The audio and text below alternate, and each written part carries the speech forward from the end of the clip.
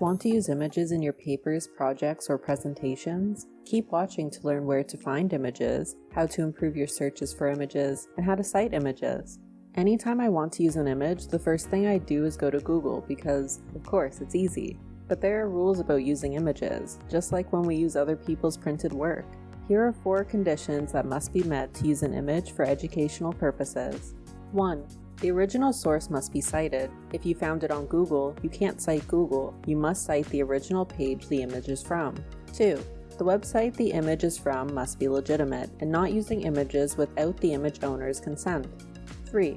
There is no information on the original website or page prohibiting use of the image. And 4. The image is from a source that was not accessed illegally.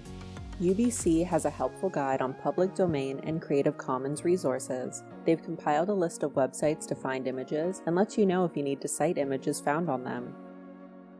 UVic subscribes to numerous image databases that you can access off-campus by logging in with your Netlink ID and password. For example, ArtStore.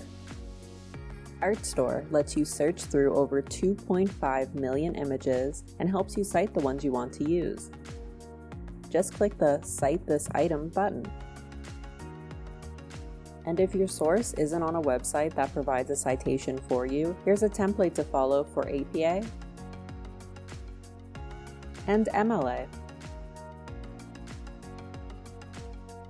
But maybe you found some images, forgot to cite them, and you don't know where they're from. Don't despair. You can do a reverse image search on Google. Just click the camera icon in the search bar to search by image, and upload or paste the link to your image. The search results will help you find where the image is originally from. And if you have any questions, ask us at uvic.ca. We're here to help.